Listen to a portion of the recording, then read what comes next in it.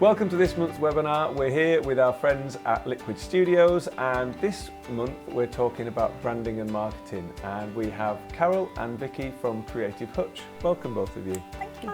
So, as a marketing and branding agency, I suppose the obvious place to start is, what is branding and marketing? Because a lot of people think they know, or are not sure whether they need it, but if you could tell us in your words what it involves. It does have your logo, which everyone always thinks is your brand. But actually your branding is who your company is, how it makes people feel, and how they engage with it. So it's kind of your personality of your business. So once you get that all sorted, which we'll talk about later, you then can start on your logo and your colours and things like that. So it's the whole package. Your brand personality, if you think of it as a person, it's the personality of the person and then what the person's wearing, and then you can go on to marketing. Yeah, and then that leads on to, looking at how you're going to get that message out there. So taking that branding, once Vicky's done that and looked at all your branding and that's in place, then it's getting that out to the audience. So telling people what you do, where you are, how people can buy that product or that service. So it's just about announcing that to the world, really, across channels, looking at your audience, what kind of campaigns you need to do and what activity you need to do for that marketing. But it's just getting people to know who you are, really, the marketing side. So I suppose that to summarise the two things you could look at, it's how people view you and the fact that they can view you. Yeah. It's having that presence, isn't it, and having it across, but not just one place. You've got to think about the audience and where they are, to then kind of switch your marketing activity to make sure that you're getting in front of those people and the right people as well. That's more important. You can spread the word across so many channels and to everybody, but if they're not the ones that are going to buy or need that product or service, then it's kind of pointless activity, isn't it? And the people is actually really important to think about. We always say to research anything before you do your branding, your messaging or your marketing, and especially when you're doing branding, you might like the colour pink or you might like a certain tone of voice, but if it's not speaking to the people that you want to get in front of, then they won't engage with it. So it's the people that you're selling to that are kind of the key factor whenever you're thinking about your brand or your marketing or anything like that for your business. Yeah, it's really important, isn't it? I remember when all my small businesses that were based around Carlisle, as a business owner, you're always so invested in what you do and you put your whole life into it and you kind of live it and breathe it. And then whenever anyone would come in, even sort of 4 or 5 years into running a business, and they'd say, "Oh, I didn't know you were here." Yeah. And you kind of think, how is this possible? Because there's so much, I've done this and done that. And it was always a constant reminder to me that I know everything about every little detail of the business, and I've really put efforts into what I thought was telling everyone. But obviously I'm not, because even within a relatively small city like Carlisle, there are people that are still not even aware that I exist, let alone what I do. And I always found that quite humbling, but also a really good reminder that it isn't something you do and then put to one side and say, right, that's that done. Yeah. Because you can never stop having to try reach those audiences. Yeah. And people all, they might not need that product or that service at that time. So, recently we had a company in Carlisle come to us and said, "I've never heard of you, but I was referred to you, and now I see you everywhere. You're everywhere now, and you're in my feed, and you're, in my presence because I'm aware of you." So it's like, as you say, you can't just do it once and expect everybody to find you. It's a constant, you've got to do that activity and keep consistent with it. The same message, the same brand, so people start to build that recognition with you. And you will get traction, but yeah, it's not just a one fix. And when that time's right for that audience or that client that wants your services, then they'll find you, And that's what I was going to say. Consistency is just the main thing throughout all of this. So, I think because like you were saying, you know everything about your business, you live and breathe it all the time, so you think, people are going to get sick of this. And then if your brand colour's blue, for example, and you go, well, I'll just add pink today because I'm bored, then what you're going to do is just lose that brand recognition. And people will maybe see your social medias or see any other advertising once a week or things like that. It's not going to be every day. Like, we live and breathe our business. So if you're not consistent with the way that you're speaking, the message that you're telling people, the look and feel, then people won't recognise you, and then it won't stick in their head, and then they just won't know that you exist because they've not soaked it all in. So consistency is a big one. I think that's a great point, and that was something else that when I was more on the branding and marketing in sort of a few years down the journey, especially with the gallery, I used to sort of analyse if we had sort of one of those super Thursdays where you weren't quite sure why someone, like 6 people came in and they all bought original artworks, and then you got loads of framing in, and you'd look at the takings and you'd think, wow, this is like, what an amazing day. What have I done? And the answer was probably nothing different that day. It's what you did on all the other days for the last 6 months that just consistently told that message that meant that they just happened to all come in that day. And that's kind of hard to fathom as a business sometimes, but then it's a good reminder that it is the days when you get no sales, or weeks when you get no sales sometimes, that's where you've got to remain consistent. And also it was and again, that traction of, you know, the different touch points. You know, it's not a one-time touch point that somebody sees you on social media or LinkedIn or something like that and goes, I need that, I must go to them. They'll go and do the research, they'll see it, they might see an advert, they might see a bit of PR, they might see you at a networking event, they'll see your website, and they'll go through all of those touch points before they make the decision, because they're looking to, you know, do they like you? Do you have what they need? Can you fix that solution? You know, can you fix the problem that they've got? So they'll be looking at that and doing that research constantly behind the background before you even know that they're interested, and then they make that decision. So as you say, it's that day was just the lucky day that they decided to choose And in you. this modern world, I think the customer in any sector, whether it's buying your lunch or whether it's right up to sort of buying the bigger purchases in life or getting a business service in, they are very informed nowadays. Gone are the days of sort of just say one thing once and someone will go, all right, So I think that again, that adds to the consistency of message. And you know, I hate using it as a word, but that's where authenticity matters. You know, when you do your research, you can have a look at competitors, see what they're doing well, what they're not, where you can fit in. But if it's not uniquely from your business, and you know, if it's not on your values and your beliefs as a business, people can see right through that.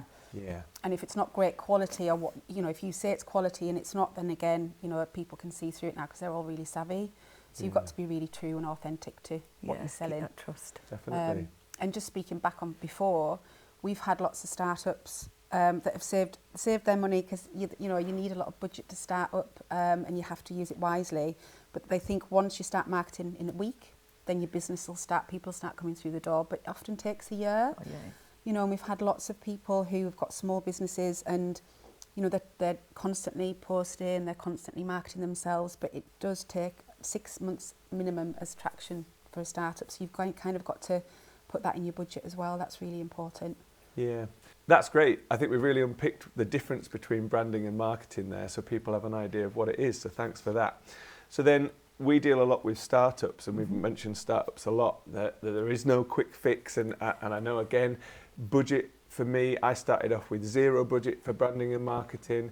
And then I realised that I would need to sort of assign some budget for branding and marketing. But again, I started off with this very protective pot. And I thought, right, it sort of even to the point of like, if I spend this £50 on this thing, what will it get me back? And then I slowly had to kind of see that it was more a long-term thing of you can't always assign one spend to one result, and it's about building that bigger thing. And that takes sort of maturity as a business. For me, it was doing it by myself and learning by mistakes and thinking, why have I just spent all this on Facebook advertising and nothing? It was pointless. So having to understand that I needed a more structured approach. So if we're looking at people, say, in the first sort of 0 to 6 months of business, what advice would you give them to where they should start on their branding and marketing journey? I think the first thing is the foundations. So we've talked about research. Research, you know, your audience, your competitors, things like that. Just make sure that there's a need for what you're selling, or your products or your service.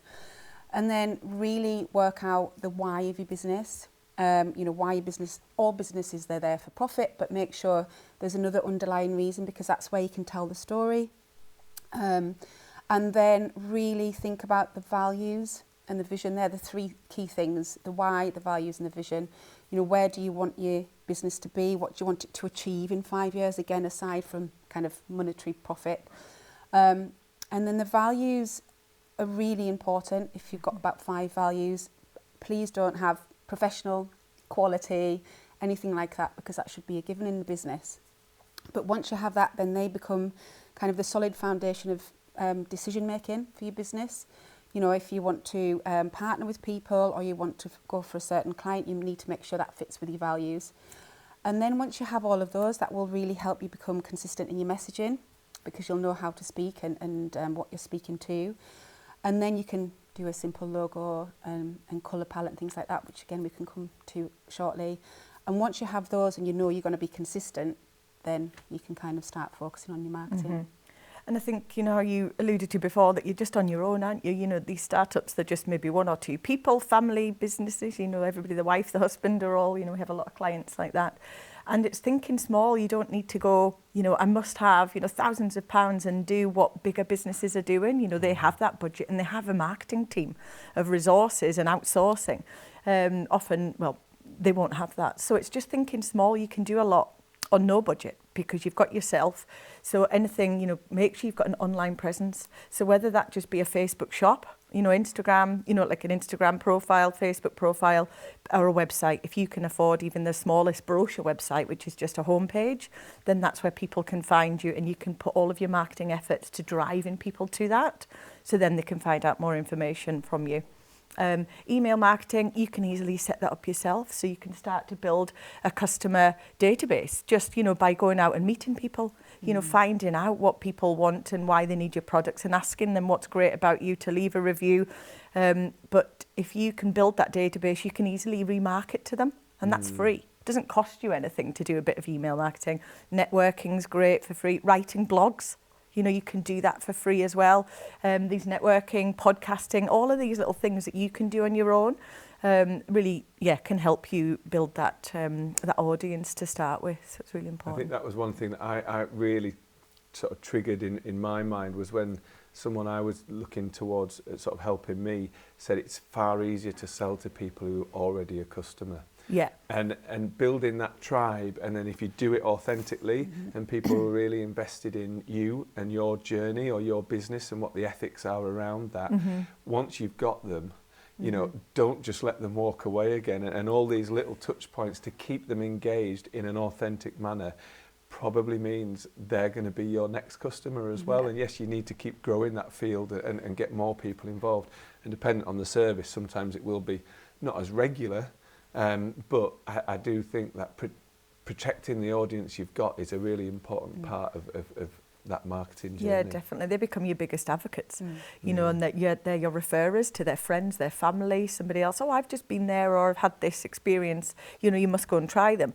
And that's our biggest referrer, and I'm sure everybody else is out there. You know, that's the way you get clients in.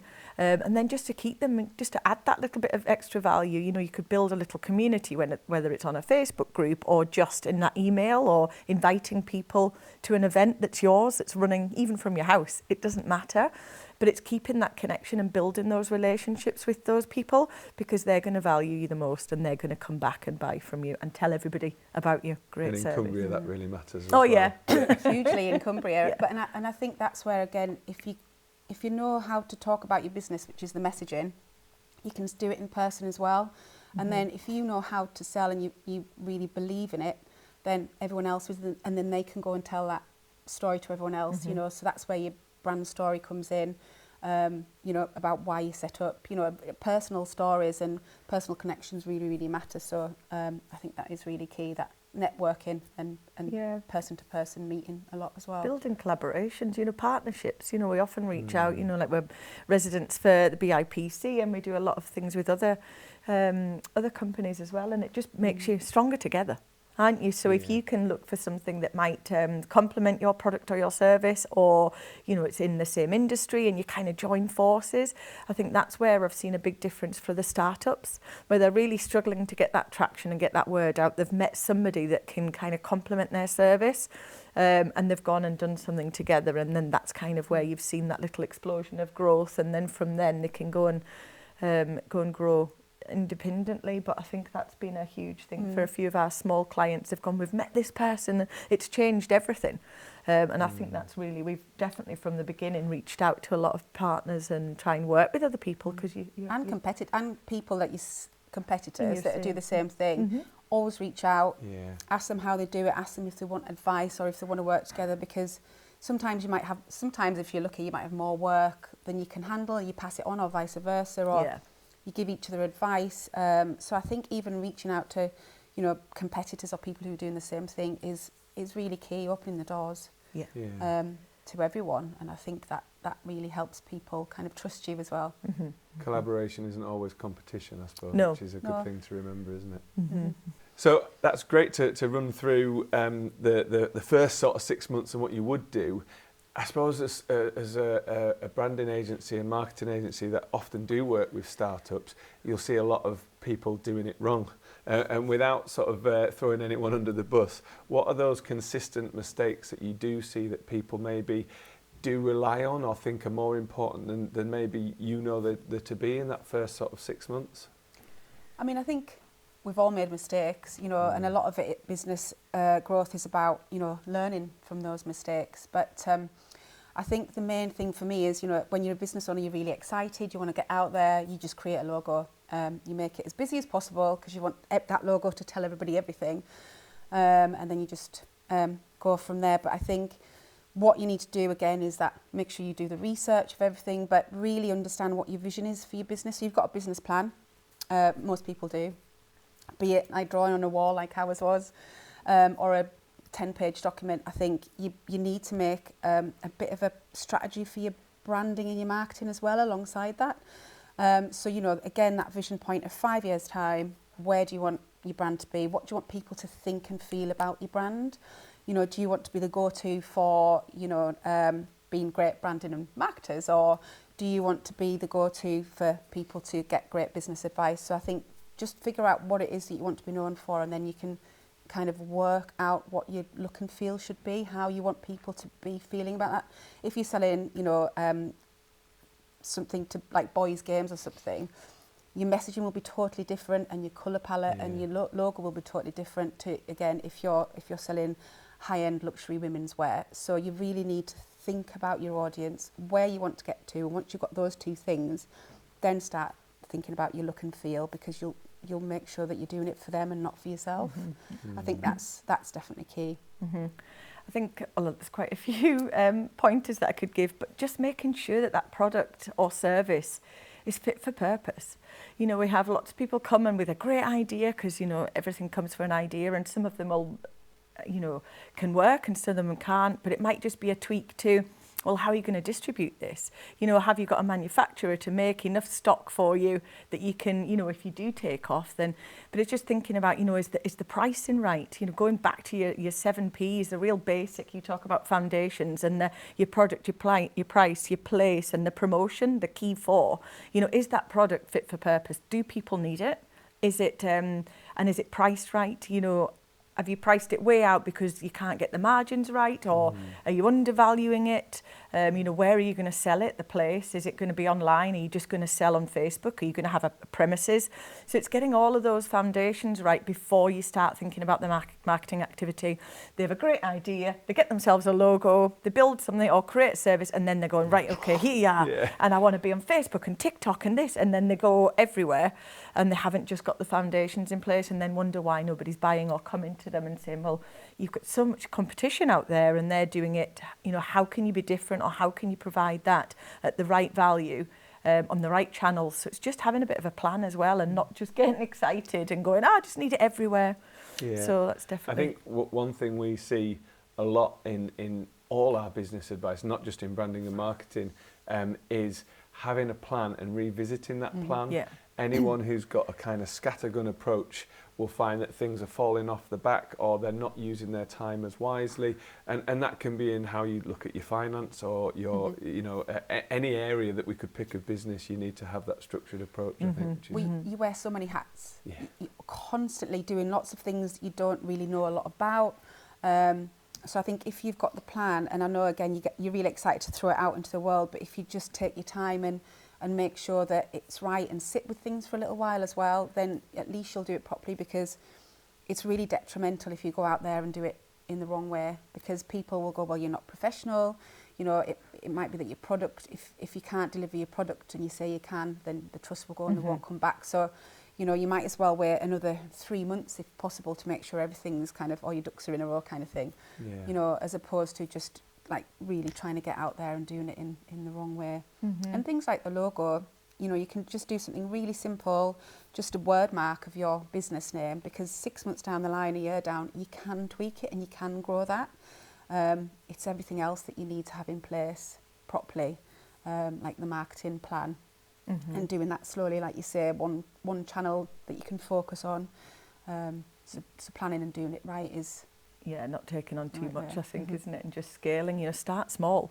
You can, you know, there's plenty of time to kind of grow and grow, but yeah, we see everybody wants to be what the competitors are doing. And the competitor, they might have been around for 10, 15 years, or they might have been around, they've got a bigger team. So it's that focus, or so-and-so's doing this. I said, stop looking, you know, we've got our plan here. We know what your vision and your mission, you know, for the business is. We've got your objectives, what you want to do, you know, even if it's sell 10 products in a year, that's your vision, you know, that's your plan. So stop giving, you know, focusing so much on what the competition, because they're totally different to what you're on, your different path here. And it's staying really focused on that and like where your audience are, and just doing things little by little and just slowly, and then scaling up gradually. I think you won't burn out. You see a lot of people that throw everything at them, and then before they know it, they're in debt and they're struggling and they're just exhausted.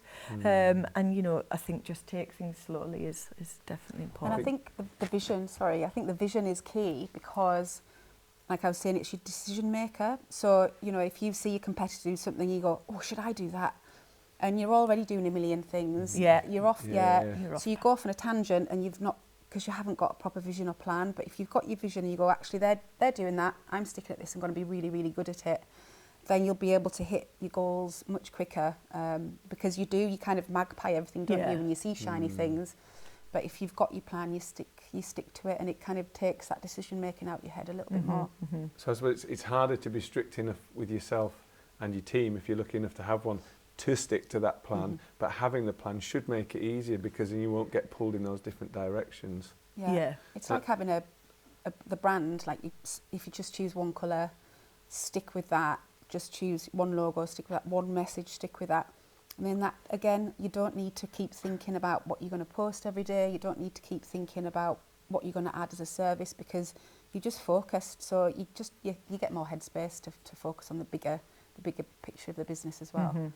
I think one of my key takeaways from today is when you said about, just because you live and breathe it every day, you've got to remember that everyone else might only be seeing it once a week. Yeah. So when you think you might be overplaying a message or a look or have they seen this before, the reality is a lot of people won't have seen it at all, and even those that have are probably, it's just one touch point in many things that they're seeing, so they won't feel that it's totally kind of overplayed. Exactly. And also, like you were saying earlier, they might not need your service yet, so you need to keep in the front of their mind. Like a placeholder almost. Yeah. So they'll see it and they'll start building trust, and then when someone says, oh, I need, you know, a brand and marketing agency, someone will say, oh, I know some people. So it keeps in front of people's mind as well. You know, you don't want them to just see something once and then they'll come to you 6 months later without seeing anything again.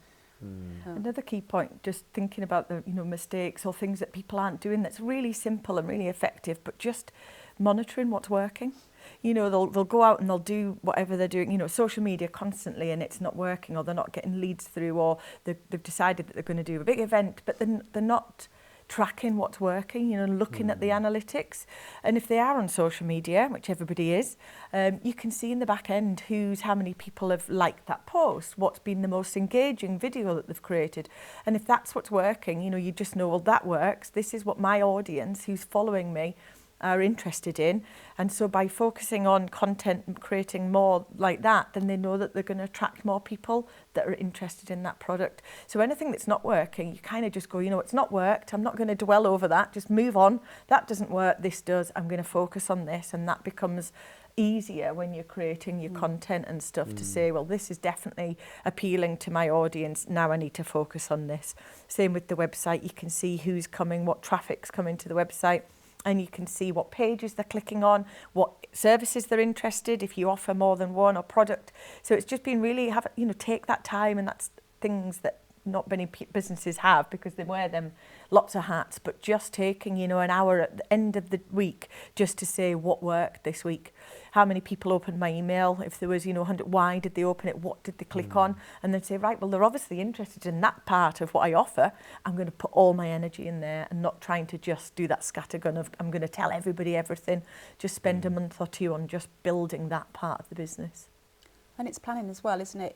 You know, in your calendar, if you block out 30% of your time in the week on analysing and marketing and networking, and block that out properly, because otherwise you don't get time to do it because you're doing the business. But if you do that consistently and spend the time to analyse things, then, you know, at least it does save less time, more time in the long run as well. Yeah. So it's taken us a long time. We don't quite do it all the time, but if you know that that's what you've got to do, like block it out. Yeah, I think it's difficult at the beginning, isn't it? Time Yeah. box it. Yeah. Thanks for that. That's been really great. We're going to put some links down below in case you need to get in touch with us at the BIPC or the team at Creative Hutch. Also, if you did like this content, please like and share the video. It helps us get more people on the couch to give you free business advice in your journey.